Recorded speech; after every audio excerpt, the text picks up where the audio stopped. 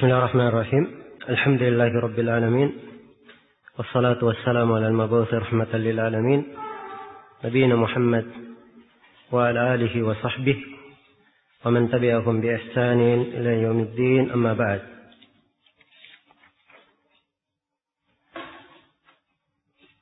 Kita masih melanjutkan pembahasan kitab Makna La Ilaha Illallah, karya Syekhul Islam Al-Mujaddid Muhammad ibn Abdul Wahhab rahimahullahu ta'ala.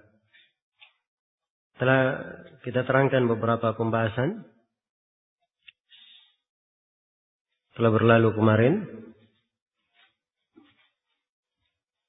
dari pendahuluan-pendahuluan yang disebut oleh Syekh rahimahullah di awal kitab ini, dari penamaan-penamaan kalimat tauhid juga telah kita terangkan 27 keutamaan dan kedudukan dari kalimat la ilaha illallah.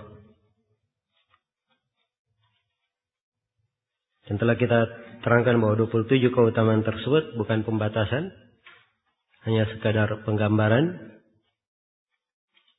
akan keagungan dan keutamaan kalimat tauhid ini. Kemudian Syekh rahimahullahu ta'ala berkata dalam kelanjutan pembahasan, وَلَيْسَ الْمُرَادُ قَوْلَهَا بِاللِّسَانِ مَا الْجَهْلِ بِمَعْنَاهَا. Bukanlah maksud dari kalimat la ilaha illallah itu untuk diucapkan secara lisan saja, walaupun jahil terhadap maknanya.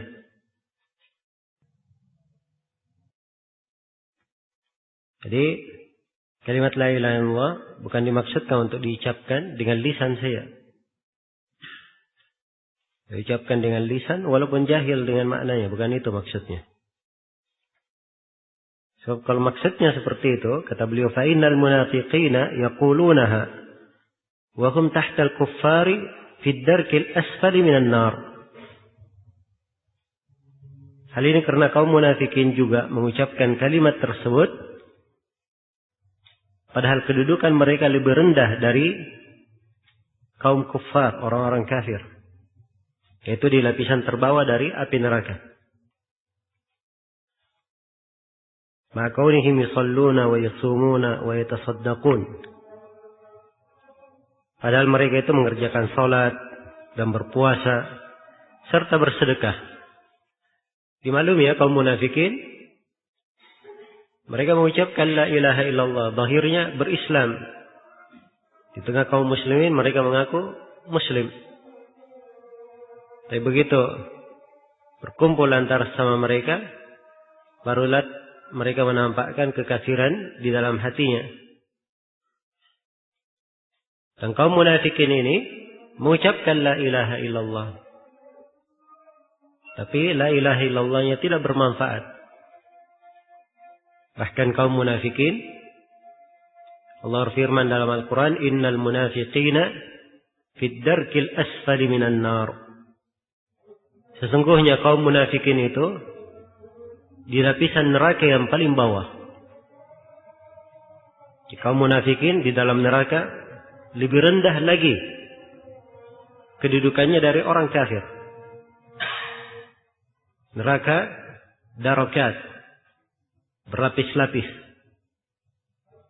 Semakin ke bawah, maka semakin keras siksaan. Dan kaum munafikin berada di lapisan yang paling bawah dari api neraka. Ingat, mereka mengucapkan la ilaha illallah, ucapan dengan lisan saja. Mereka tidak yakini maknanya. Karena itu Syekh menegaskan bahwa ucapan la ilaha illallah ini bukan maksudnya sekadar diucapkan dengan lisan walaupun jahil terhadap maknanya. Iya. Tapi harus diketahui akan makna dari kalimat la ilaha illallah. Iya. Ini pembahasan yang ke-5 yang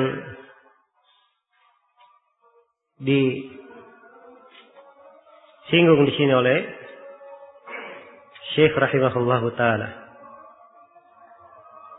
yaitu tentang penyebutan beberapa konsekuensi la ilaha illallah dan bukan sekadar pengucapan lisan. Iya. Ini penting untuk dipahami. Penting untuk dipahami.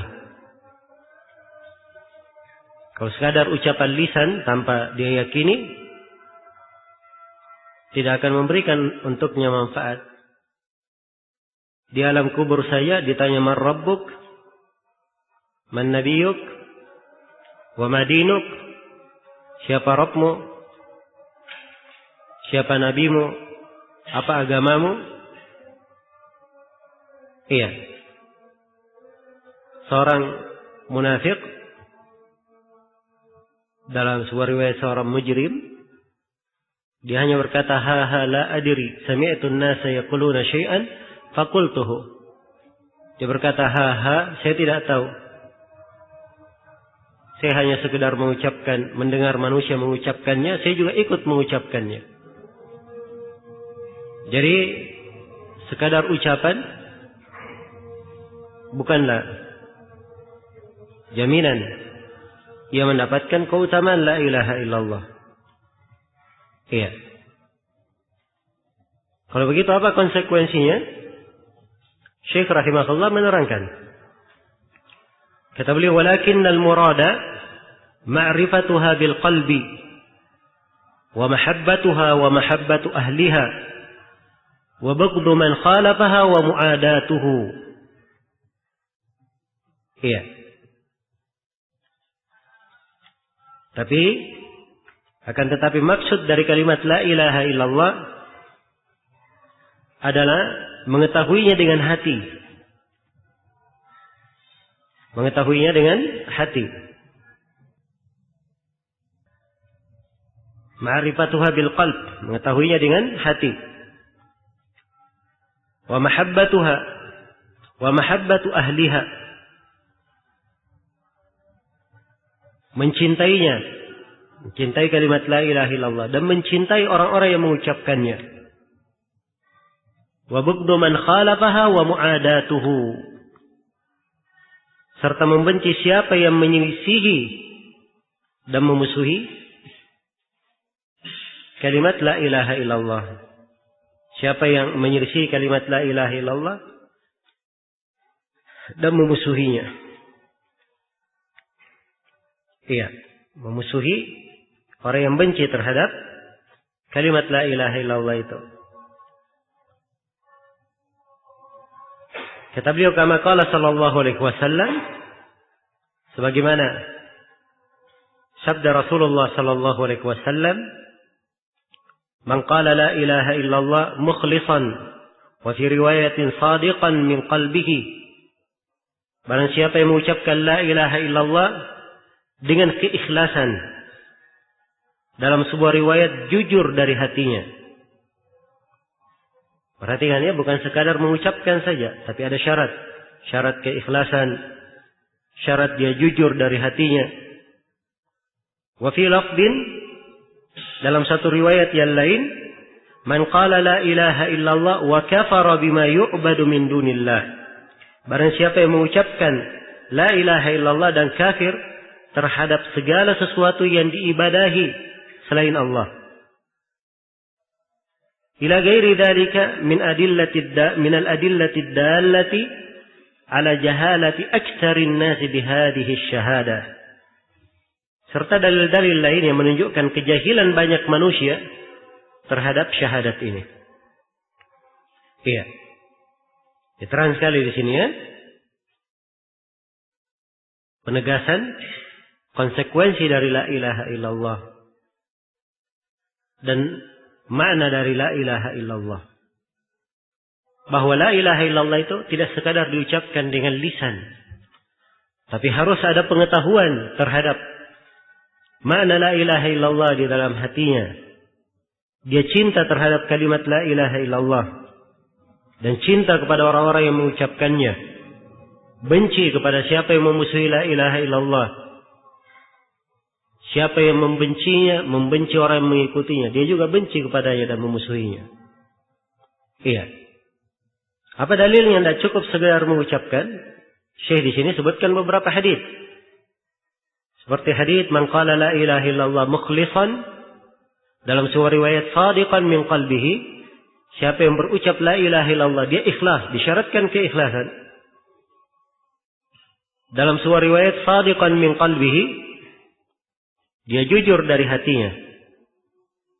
Jadi ada konsekuensi, bukan sekadar diucapkan, tapi harus disertai dengan keikhlasan, kejujuran di dalam hati. Iya. Wa fi lafdhin man qala la ilaha illallah wa kafara bima yu'badu min dunillah. Siapa yang berucap la ilaha illallah dan dia kafir terhadap segala sesuatu yang diibadahi selain Allah. Ini lebih tegas menunjukkan maksudnya. Dia mengucapkan la ilaha illallah dan kafir, berlepas diri dan benci kepada segala yang diibadahi selain Allah Subhanahu wa taala. Iya.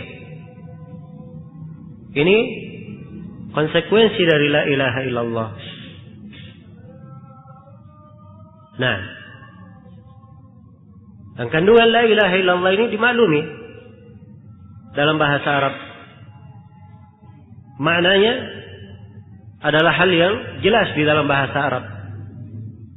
Karena itu orang-orang Arab, orang-orang kafir Quraisy di masa Nabi, ketika Nabi mengajak mereka dengan sabda beliau, qulu la ilaha illallah tuflihu, hendaknya kalian ucapkan la ilaha illallah, kalian akan beruntung. Kaum musyrikun sadar apa konsekuensinya, apa artinya. Karena itu mereka yang tidak senang langsung berkata, aja'alal alihata ilahan wahida inna hadza la syai'un ujab. Apakah Nabi Muhammad ini ingin menjadikan yang diibadahi cuma sembahan yang satu saja? Ini suatu hal yang menakjubkan. Iya. Dan mereka berkata, wa ma nahnu bitariki alihatina, dan tidaklah kami meninggalkan sembahan-sembahan kami li syairin majnun, karena seorang penyair yang gila. Iya. Menunjukkan bahwa mereka paham konsekuensi la ilaha illallah. Kalau dia sudah ucapkan, dia yakini masuk ke dalam Islam yang benar, kewajibannya dia hanya beribadah kepada Allah dan dia harus kafir terhadap segala yang mereka ibadahi selama ini selain daripada Allah Subhanahu wa taala. Iya. Jadi ini makna jelas sekali. Sangat terang. Baik. Dan ini kalau kita baca dalil-dalil penjelasan tentang dakwah para nabi dan para rasul, dan kita baca seruan-seruan Nabi Ibrahim alaihissalam menyerukan tauhid, tampak sekali konsekuensi dari kalimat syahadat bahwa disertai dengan keyakinan, kecintaan, pengetahuan terhadapnya. Iya. Jadi ini pembahasan yang keberapa? Yang kelima. Sebutkan oleh Syekh di sini beberapa konsekuensinya. Dari mengenalnya, mengetahuinya dengan hati, mencintainya. Bukan sekadar pengucapan lisan. Dan di dalam jumlah yang kita baca tadi, iya, terkandung padanya isyarat dari penulis pembahasan yang keenam, yaitu bahwa kalimat la ilaha illallah itu mempunyai syarat-syarat. mempunyai ketentuan-ketentuan yang tidak akan syah kalimat la ilaha illallah itu kecuali dengan syarat-syarat tersebut. Nah, ini dibahasakan oleh para ulama kita dengan nama syurut la ilaha illallah. Iya. Adalah suatu hal yang masyhur bahwa la ilaha illallah miftahul jannah, kunci surga. Tapi para ulama menyebutkan bahwa kunci itu punya gigi-gigi. Ya. Tanpa gigi-gigi yang ada pada kunci, kuncinya tidak bisa dipakai membuka. Dan ini dimaklumi. Iya. Maka demikian pula ketika disebut la ilaha illallah adalah kunci surga, maka jangan tergambar bahwa tidak ada konsekuensi, ketentuan, syarat di dalam kalimat la ilaha illallah tersebut. Bahkan ada syarat-syarat di dalamnya. Dan ini pembahasan kita yang ke-6. Baik, adzan dulu. Baik, pembahasan syarat la ilaha illallah. Para ulama kita menyebutkan ada 7 syarat dari la ilaha illallah. Sebagiannya ada yang menambah menjadi 8. Ya. Dikumpulkan dalam satu bait syair. Ilmun yaqinun wa ikhlasun wa sidqu kama mahabbatin wa inqiyadin wal qubuli laha. Dan ditambah oleh Syekh Sa'ad ibn Atiq rahimahullah syarat yang ke-8 dalam syair yang kedua. Wazidu thaminuha al-kufranu minka bima siwal ilahi minal asya'i qad uliha. Iya, ilmun yaqinun wa ikhlasun wa sidqu kama. Sidq, ilmu, keyakinan, ikhlas, kejujuran, as-sidq, mahabbatin, kecintaan, wa inqiyadin, terikat dengan kalimat la ilaha illallah, wal qubuli laha, dan menerimanya. Wazida thaminuha, dan ditambah yang ke-8. Apa yang ke-8? Wa huwal kufranu minka bima, yaitu kamu kafir terhadap segala yang diibadahi siwal ilahi minal asya'i qad uliha, dari sembahan-sembahan yang telah diibadahi selain Allah. Jadi ini 8 syarat secara global ya. Kalau ingin mudah menghafalnya, hafal 2 bait syair itu. Ilmun yaqinun wa ikhlasun wa sidqu kama mahabbatin wa inqiyadin wal qubuli laha. Wa zida thaminuha al-kufranu minka bima siwal ilahi minal asya'i qad uliha. Jadi 8 syarat. Ya, kebanyakan menyebut 7. Syarat yang pertama al-ilm. Dia punya ilmu, mengetahui makna la ilaha illallah. Iya. Mengerti konsekuensinya. Dan akan kita pertegas nanti bahwa makna la ilaha illallah artinya la ma'budu bihaqqin illallah. Tidak ada yang diibadahi dengan benar kecuali Allah.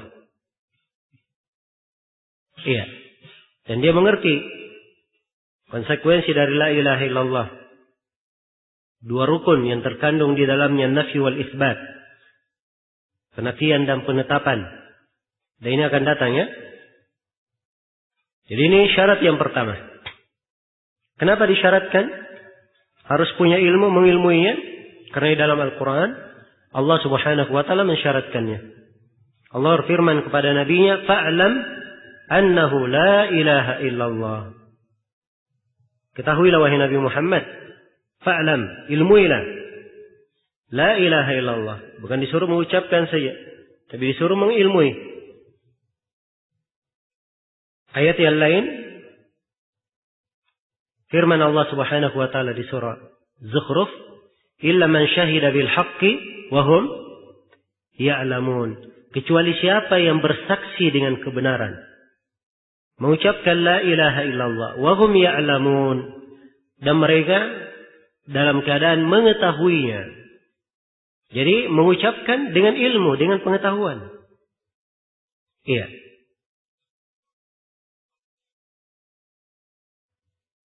Dan di antara dalil syarat ilmu adalah hadits Utsman bin Affan, riwayat Muslim. Man mata wa huwa ya'lamu annahu la ilaha illallah dakhala al-jannah. Siapa yang mati dan dia tahu, dia punya ilmu, la ilaha illallah, tidak ada yang berhak diibadahi kecuali Allah, dakhala al-jannah, dia akan masuk surga. Lagi-lagi disyaratkan apa? Disyaratkan ilmu. Man mata wa huwa ya'lam, siapa yang mati dan dia mengetahui, dia punya ilmu. Ya.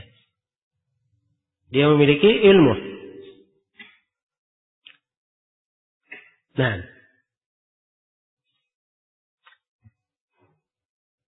syarat yang kedua dari syarat la ilaha illallah adalah al-yaqin. Dia yakin terhadap kandungan la ilaha illallah itu.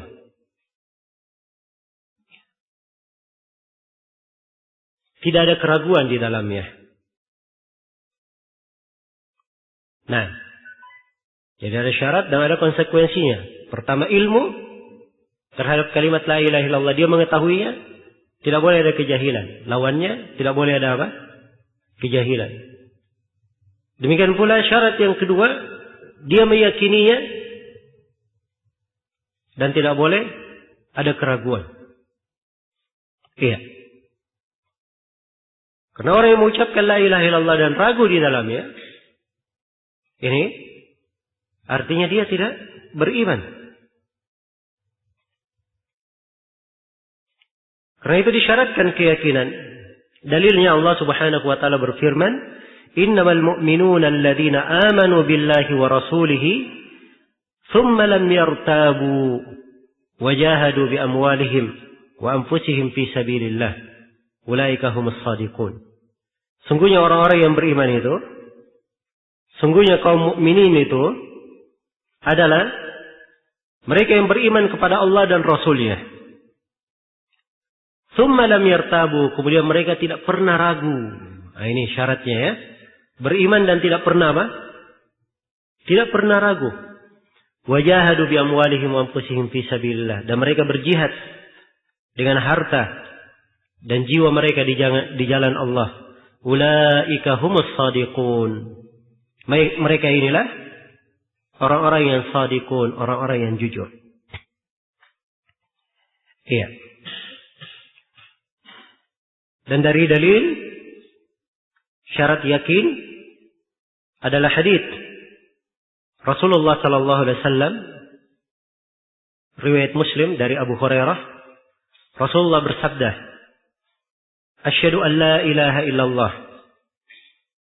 wa anni rasulullah la yalqa Allah bihima abdun ghaira syakkin fihima illa dakhala al-jannah. Kata beliau, saya bersaksi tidak ada yang berhak diibadahi kecuali Allah. Dan saya bersaksi bahwa aku adalah Rasul Allah. Tidaklah seorang hamba menghadap kepada Allah dengan dua syahadat ini, ghairu syakkin fihima, dia tidak ragu di dalamnya. Disyaratkan apa? Tidak boleh ragu. Illa dakhalal jannah, kecuali dia pasti masuk surga. Jadi masuk surga kalau dia tidak ragu, dia yakin. Dalam sebuah riwayat, la yalqallaha bihima abdun ghaira syakkin fihima fayuhjaba anil jannah. Tidaklah seorang hamba menghadap kepada Allah dengan dua kalimat syahadat ini, dalam keadaan dia tidak ragu terhadapnya, maka dia pasti tidak akan tertirai dari surga, pasti masuk surga. Iya. Jelas ya? Hadits Abu Hurairah, riwayat Muslim. Dan ada konteks lain dari Abu Hurairah dalam hadits panjang, riwayat Muslim juga. Nabi bersabda kepada Abu Hurairah berpesan, "Man laqita min wara'a hadzal ha'id yashhadu an la ilaha illallah mustayqinan biha qalbuhu fabashshirhu bil jannah." Wahai Abu Hurairah, siapa yang kamu jumpai di belakang tembok ini, ya ini karena Nabi ketika mengucapkan hadits ini kepada Abu Hurairah, beliau berada di kebun. Maka beliau berkata, siapa yang kamu jumpai di belakang tembok ini, maksudnya di luar kebun, yashhadu an la ilaha illallah, dia bersaksi la ilaha illallah, mustayqinan biha qalbuhu, dalam keadaan hatinya yakin. Disyaratkan apa? Yakin hatinya. Fabashshirhu bil jannah, maka beri kabar gembira untuknya dengan surga. Iya. Baik. Jadi ini syarat yang kedua. Dari syarat apa? La ilaha illallah. Kemudian syarat yang ketiga, al-ikhlas. Disyaratkan keikhlasan dalam kalimat, dalam mengucapkan la ilaha illallah. Lawan dari keikhlasan apa? Kesyirikan, riya. Tidak boleh seorang mengucapkannya dengan berbuat kesyirikan kepada Allah dalam keadaan riya. Ya, bagaimana mungkin dia mengatakan la ilaha illallah, tidak ada yang diibadahi kecuali Allah, sedangkan dia memintanya kepada selain Allah. Kalau ada masalah, bukannya beribadah kepada Allah, tapi datang ke kuburan-kuburan, meminta kepada penghuni kubur. Iya. Maka ini menunjukkan bahwa kalimat la ilaha illallahnya tidak memberikan pengaruh. Kalau dia mengerti kalimat la ilaha illallah dan benar kalimat la ilaha illallahnya, pasti dia akan mengikhlaskan ibadah hanya untuk Allah dan berlepas dari segala kesyirikan. Ini syarat yang ketiga, dalilnya adalah firman Allah Subhanahu wa taala, "Ala lillahi ad-dinul khalis." Ketahuilah bahwa agama yang ikhlas hanya milik Allah. Dan juga di antara dalilnya adalah firman Allah Subhanahu wa taala, "Wa ma umiru illa liya'budullaha mukhlishina lahud-din hunafa." Tidaklah mereka diperintah kecuali untuk beribadah kepada Allah dengan mengikhlaskan agama hanya untuknya, sebagai orang-orang yang hanif, orang-orang yang teguh di atas tauhid, condong kepada tauhid, meninggalkan kesyirikan. Maka disyaratkan dalam ibadah keikhlasan kepada Allah Subhanahu wa taala. Dan di dalam hadis Abu Hurairah yang diriwayatkan oleh Imam Al-Bukhari, Rasulullah sallallahu alaihi wasallam bersabda, "As'adun nasi bi syafaati yaumil qiyamah man qala la ilaha illallah khalisan min qalbihi." Dalam sebuah riwayat, min nafsihi. Iya. Siapa yang berucap, Nabi bersabda, orang yang paling beruntung mendapatkan syafaatku pada hari kiamat adalah orang yang mengucapkan la ilaha illallah ikhlas dari hatinya. Dalam riwayat lain, ikhlas dari dirinya. Iya. Syaratkan keikhlasan. Dan di dalam hadits Itban bin Malik diriwayatkan oleh Al-Bukhari dan Muslim, Rasulullah sallallahu alaihi wasallam bersabda, "Innallaha harrama 'alan nari man qala la ilaha illallah yabtaghi bidzalika wajha Allah." Sungguhnya Allah mengharamkan api neraka terhadap siapa yang mengucapkan la ilaha illallah dengan mengharap wajah Allah. Ini keikhlasan ya. Dia mengucapkan la ilaha illallah hanya mengharap wajah Allah. Ini sudah 3 syarat ya. Dalil-dalilnya jelas sekali menunjukkan bahwa la ilaha illallah itu bukan sekadar ucapan saya dengan lisan. Ada konsekuensinya. Ya. Nabi di berbagai hadits yang telah kita bacakan menyebutkan berbagai konsekuensi dan ayat-ayat menerangkan berbagai konsekuensi. Kemudian syarat yang keempat dari syarat la ilaha illallah adalah as-sidq. Kejujuran. Iya, dia jujur dalam mengucapkan la ilaha illallah itu. Lawan dari jujur apa?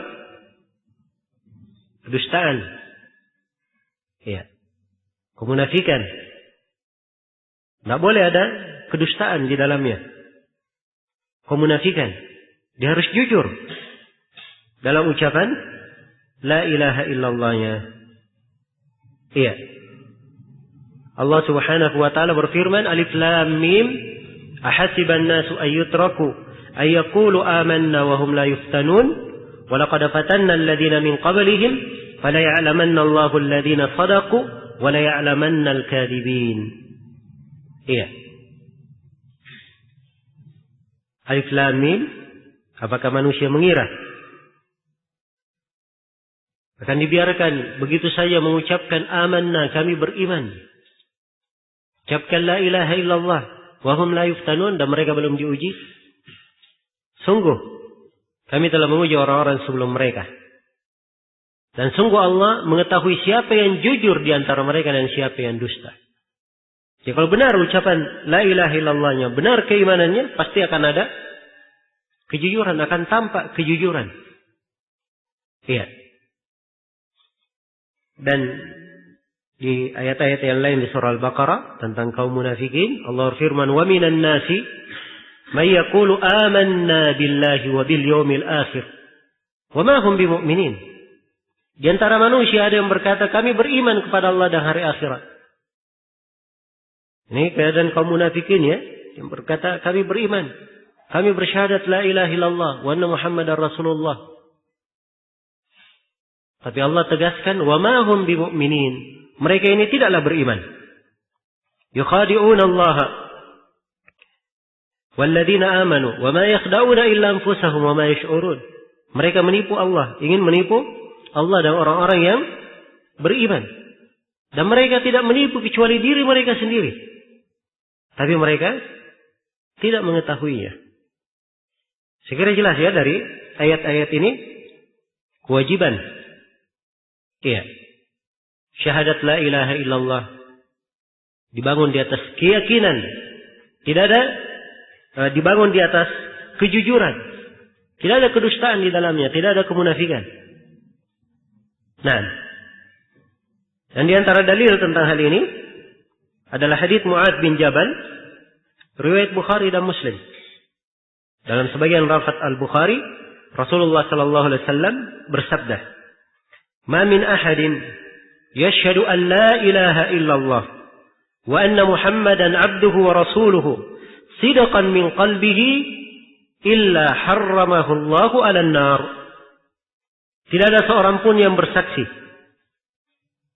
la ilaha illallah dan dia bersaksi anna Muhammadar Rasulullah. Dia bersaksi tidak ada yang berhak diibadahi kecuali Allah dan Nabi Muhammad adalah hamba dan rasul Allah. Sidaqan min qalbihi, jujur dari hatinya. Syaratkan kejujuran. Kalau dia jujur dari hatinya, illa harramahullahu 'alan nar, kecuali Allah akan haramkan diri orang tersebut terhadap api neraka. Diharamkan terhadap api neraka, ada syaratnya, dia harus jujur mengucapkan kalimat la ilaha illallah tersebut. Baik. Maka ini syarat yang keberapa? Syarat yang keempat. Kemudian syarat yang kelima dari syarat la ilaha illallah adalah al-mahabbah. Dia cinta kepada kalimat la ilaha illallah. Iya.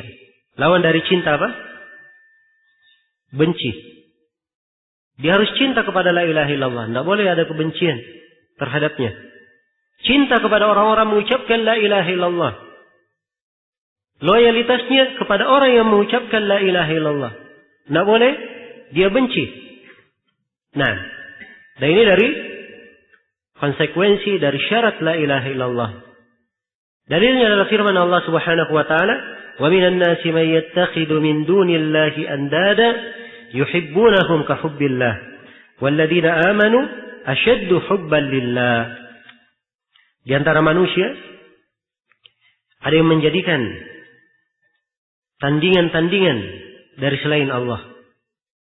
Mereka mencintai tandingan-tandingan tersebut seperti mereka cinta kepada Allah. Ini di antara manusia ya. Dan ini bukan orang yang beriman. Karena Allah tegaskan setelahnya, "Walladzina amanu asyaddu hubban lillah." Tapi orang yang beriman itu kecintaannya yang paling besar adalah kepada Allah Subhanahu wa ta'ala. Iya. Dan di ayat yang lain Allah Subhanahu wa ta'ala sifatkan orang-orang yang beriman. Ya ayyuhalladzina amanu may yartadda minkum an dinihi fasawfa ya'ti Allahu biqaumin yuhibbuhum wa yuhibbunah. Ya, adillatin 'alal mu'minina a'izzatin 'alal kafirina yujahiduna fi sabilillah wa la yakhafuna fillahi laumata la'im. Wahai orang-orang yang beriman, seruannya kepada orang-orang yang beriman mengucapkan la ilaha illallah. Siapa yang murtad dari kalian, maka Allah akan mengganti. Ya, nanti Allah akan mendatangkan satu kaum yang mereka ini cinta kepada Allah. Allah cinta kepada mereka, mereka cinta kepada Allah. Ini konsekuensi dari keimanan. Mereka cinta kepada Allah. Adillatin 'alal mu'minin. Mereka merendah, lembut kepada orang-orang yang beriman. Ini pengaruh kecintaan ya. Pengaruh loyalitas. Lembut kepada orang-orang yang beriman. Iya. A'izzatin 'alal kafirin. Keras terhadap orang-orang kafir. Yujahiduna fi sabilillah. Mereka berjihad di jalan Allah. Wala yakhafuna laumata la'im. Dan mereka tidak pernah takut celahan orang yang mencelah. Iya. Baik. Dan di dalam hadits Anas bin Malik yang diriwayatkan oleh Imam Al-Bukhari dan Imam Muslim, Rasulullah sallallahu alaihi wasallam bersabda, "Thalathun man kunna fihi wajada halawatal iman, wajada bihinna halawatal iman. Ayakuna Allah wa rasuluhu ahabba ilaihi mimma siwahuma wa yuhibbal mar'a la yuhibbuhu illa lillah wa ayakraha ya'uda fil kufri kama yakrahu ba'da id anqadahu Allah minhu kama yakrahu ayyuqdafa fil nar." Rasulullah bersabda, ada 3 perkara. Siapa yang 3 perkara ini ada pada dirinya, dia akan mendapatkan kenikmatan iman. Iya. Yang pertama, hendaknya Allah dan Rasulnya yang paling dia cintai, melebihi kecintaannya di atas selain dari keduanya. Yang kedua, dia tidak cinta kepada seorang kecuali karena Allah. Cintaannya hanya karena Allah. Dan yang ketiga, dia benci, dilemparkan di dalam kekafiran, benci kembali kepada kekafiran. Setelah Allah lepaskan dia dari kekafiran itu, diberi hidayah kepada keislaman, sebagaimana dia benci dilemparkan ke dalam api neraka. Ini 3 hal ya, semuanya dari konsekuensi la ilaha illallah. Kecintaan hanya kepada Allah dan Rasulnya, dia cinta kepada kaum muslimin, cintanya karena Allah. Dan yang ketiga, ada bentuk berlepas diri. Berlepas diri dari kekafiran, benci kembali kepada kekafiran. Ya, seluruh hal ini konsekuensi dari la ilaha illallah. Nah, karena itu dari syarat la ilaha illallah adalah harus ada kecintaan terhadap kalimat la ilaha illallah itu. Ya, yang disebut oleh Syekh di sini ya. Wa mahabbatuha wa mahabbatu ahliha. Dia cinta kepada kalimat la ilaha illallah dan cinta kepada ahlu la ilaha illallah. Kemudian syarat yang keenam adalah al-inqiyad, terikat dengan kalimat la ilaha illallah. terikat dengan konsekuensinya, dengan hak-hak la ilaha illallah. Ini keterikatan. Lawan dari keterikatan adalah dia ingin bebas meninggalkannya. Seorang mukmin dalam kehidupannya terikat dengan konsekuensi la ilaha illallah. Dan tidak ada dalam kehidupan ini apa yang disebut dengan kata merdeka. Merdeka secara mutlak dalam kehidupan tidak ada. Siapapun dia, muslim maupun kafir, tidak ada kemerdekaan. Jelas ya? Kalau dia tidak terikat dengan peribadatan kepada Allah, pasti dia terikat dengan mengikuti hawa nafsunya atau mengikuti syaitan. Itu pasti. Ya, karena itu seorang mukmin keterikatannya kepada kalimat la ilaha illallah ada al-inqiyad, keterikatan. Iya. Keterikatan. Allah Subhanahu wa taala berfirman, "Wa may yuslim wajhahu ila Allah wa huwa muhsin, faqad istamsaka bil urwatil wuthqa." Siapa yang menyerahkan wajahnya kepada Allah dan dia adalah seorang yang muhsin, orang yang berbuat baik, sungguh dia telah berpegang dengan al-urwatul wuthqa. Urwatul wuthqa itu apa? Itulah kalimat la ilaha illallah yang sudah kita terangkan. Jadi serahkan wajahnya, terikat. Ya. Kalau dia sudah terikat, maka dia telah berpegang teguh dengan tali yang kuat itu. Kalimat berpegang ini juga menunjukkan apa? Keterikatan dengannya. Iya. Dan di antara dalil adalah firman Allah Subhanahu wa taala, "Wa man ahsanu qawlan mimman aslama wajhahu lillahi wa huwa muhsin." Siapa yang lebih baik ucapannya dari orang yang mengislamkan wajahnya karena Allah dan dia adalah orang yang berbuat ihsan, berbuat baik. Dan juga di antara dalil keterikatan adalah firman Allah Subhanahu wa taala, "Fala wa rabbika la yu'minuna hatta yuhakkimuka fima shajara bainahum, thumma la yajidu fi anfusihim harajan mimma qadaita wa yusallimu taslima." Tidak demi Rabbmu, sesungguhnya mereka tidak beriman hingga mereka menjadikan engkau ya Nabi Muhammad sebagai hakim, pemutus antara mereka pada hal-hal yang mereka berselisih. Kemudian mereka tidak menemukan rasa berat di dalam diri-diri mereka terhadap keputusanmu dan mereka menerimanya dengan sebenar-benar penerimaan. Iya. Dengan sebenar-benar penerimaan.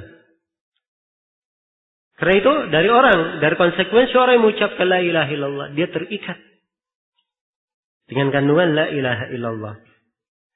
Kemudian syarat yang ketujuh adalah al-qabul. Dia menerima la ilaha illallah itu. Iya. Menerima segala konsekuensinya, kandungannya, keharusannya. Lawan dari menerima apa? Menolak. Tidak boleh ada penolakan. Iya. Tidak boleh ada penolakan. Baik. Di antara dalil yang menunjukkan penerimaan adalah firman Allah Subhanahu wa taala, "Innahum kanu idza qila lahum la ilaha illallah yastakbirun wa yaquluna a inna latariku alihatina li sya'irin majnun." Sungguhnya mereka orang-orang musyrikin di masa Nabi itu, kalau dikatakan kepada mereka ucapkan la ilaha illallah, yastakbirun, mereka bersombong, menolaknya. Dan mereka berkata, apakah kami akan meninggalkan sembahan-sembahan kami karena seorang penyair yang gila? Ya, mereka sebut Nabi Muhammad penyair yang apa? Yang gila. Nah, jadi kaum musyrikin tahu konsekuensi la ilaha illallah. Harus dia tinggalkan seluruh sembahannya. Karena itu mereka menolak. Dan ini bukan sifat orang yang mengucapkan la ilaha illallah. Ini disifatkan untuk kaum musyrikin. Menunjukkan bahwa seorang muslim kewajibannya adalah menerima kalimat la ilaha illallah. Punya syarat yang ke-8 yang ditambah oleh para ulama kita, yaitu dia kafir terhadap segala yang diibadahi selain daripada Allah. Ini sebenarnya syarat, merupakan kandungan dari syarat-syarat yang sudah berlalu. Tapi sebenarnya disebut ke syarat yang ke-8, ini sangat bagus sekali sebagai bentuk penekanan. Iya, dan dalilnya adalah firman Allah Subhanahu wa taala, la ikraha fid din qad tabayyana ar-rusydu minal ghayy faman yakfur bit-taghuti wa yu'min billah faqad istamsaka bil urwatil wuthqa. Iya, siapa yang kafir kepada tagut dan beriman kepada Allah, sungguh dia adalah berpegang dengan tali yang sangat kuat. Ini syarat yang ke-8 penting ya. Disebutkan 2 syarat. Kafir kepada tagut dan beriman kepada Allah. Dan di hadits yang disebut oleh penulis di dalam kitab ini juga dari dalil yang tegas menunjukkan hal itu. Man qala la ilaha illallah wa kafara bima yu'badu min dunillah. Siapa yang mengucapkan la ilaha illallah dan dia kafir terhadap segala yang diibadahi selain daripada Allah. Iya. Maka ini 8 syarat dari syarat la ilaha illallah. Siapa yang mengucapkannya, iya, dengan 8 syarat ini, maka inilah yang memberikan manfaat untuknya pada kalimat la ilaha illallah yang dia ucapkan. Iya. Telah kita sebutkan di pertemuan yang telah lalu dari keutamaan tauhid, fadlut tauhid, dan keutamaan ini tidak akan didapatkan kecuali dengan apa? Dengan menekuni syarat-syaratnya. Menekuni syarat-syaratnya. Dan kita perhatikan pensyaratan ini. Ini adalah hal-hal yang perlu seorang itu selalu membina dirinya. Menjaga dirinya di atas ketentuan la ilaha illallah itu. Dia memiliki ilmu. Ilmu itu semakin dipelajari akan semakin kuat di dalam diri. Keyakinan bertingkat-tingkat seorang dalam keyakinan. Iya. Keikhlasan, hal yang sangat membantu seorang untuk ikhlas adalah pengetahuannya terhadap agamanya. Iya. Kejujuran, kecintaan, keterikatan, penerimaan, kekafiran terhadap segala yang diibadahi selain daripada Allah. 8 syarat dari la ilaha illallah ini hendaknya selalu diperhatikan, diulangi, dipelajari, sehingga kuat di dalam jiwa. Kuat di dalam jiwa. Karena itu dari tugas dari ahli tauhid. Ya, mereka selalu mengulangi tauhid. Apakah di dalam mempelajarinya, di dalam membacanya, mengajarkannya, mendakwakannya, menyerukannya. Ini yang dia perhatikan, dia prioritaskan. Supaya tampak pengaruh-pengaruh tauhid itu pada dirinya. Dan dengan sendirinya mereka akan mendapatkan keutamaan-keutamaan yang dimiliki oleh ahli tauhid. Oleh orang-orang yang bertauhid. Dan ini yang perlu ditanamkan di tengah masyarakat. Ya, sebab tidak akan tercipta kesejahteraan, kedamaian yang hakiki, kecuali dengan tauhid ini. Ya, mengharapkan negara penuh dengan kedamaian. Ya, tetapi di negeri tersebut praktik-praktik kesyirikan dibiarkan, bahkan dimudahkan, maka ini namanya berhayal. Ya, karena Allah mensyaratkan keamanan dan kesejahteraan dengan tauhid. Walau anna ahlal qura amanu wattaqau lafatahna alaihim barakatin minas sama'i wal ard. Walakin kadzabu fa akhadnahum bima kanu yaksibun. Dia kata penduduk negeri beriman dan bertakwa, disyaratkan keimanan dan ketakwaan. Dan ini tauhid. Iya. Kalau mereka beriman dan bertakwa, benar tauhidnya, kami akan bukakan untuk mereka pintu-pintu berkah dari langit dan bumi. Iya. Tapi mereka mendustakan. Maka kami siksa mereka karena perbuatan dosa mereka. Iya. Karena itu jalan perbaikan untuk masa ini bagi seorang muslim adalah dia perbaiki dirinya dengan mempelajari tauhid. Dia mendakwakannya kepada keluarganya, kepada masyarakatnya. Ya. Dengan sendirinya akan terbentuk kebaikan di tengah manusia, di tengah masyarakat.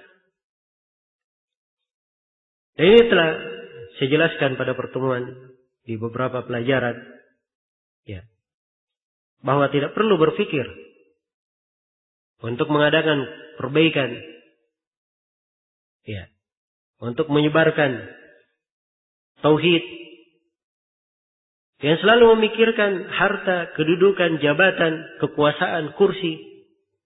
Sebab seluruh hal tersebut, ya, bukanlah syarat di dalam mendapatkan kemuliaan dan kejayaan. Tapi syarat di dalam mendapatkan kemuliaan dan kejayaan adalah mengikhlaskan ibadah kepada Allah, mentauhidkan Allah. Itu syaratnya. Kalau syarat ini terpenuhi, maka Allah akan mudahkan seluruh sebab yang dengannya seorang hamba akan meraih kejayaan. Nah, ini yang harus dipahami oleh umat. Fikih yang harus dimengerti.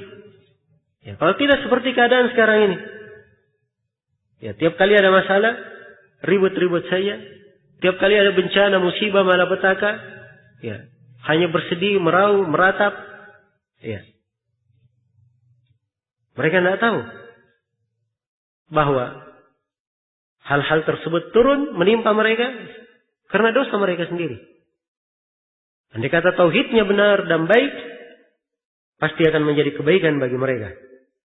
Mau mengadukan kurangnya keamanan, banyaknya kekacauan, banyaknya meningkatnya angka kriminal. Ini semuanya dasarnya karena manusia berpaling dari tauhid. Ya. Andai kata seluruh dari kaum muslimin berfikir untuk membenahi tauhidnya, maka insyaallah taala dengan sendirinya, ya, negeri itu akan menjadi apa? Negeri yang aman dan negeri yang sejahtera di atas kehidupan. Ya wallahu taala alam. Baik, ini dulu untuk sementara. Insyaallah taala kita lanjutkan nanti pada pertemuan yang akan datang. Subhanakallahumma wa bihamdik asyhadu an la ilaha illa anta astaghfiruka wa atubu ilaik walhamdulillahi rabbil alamin.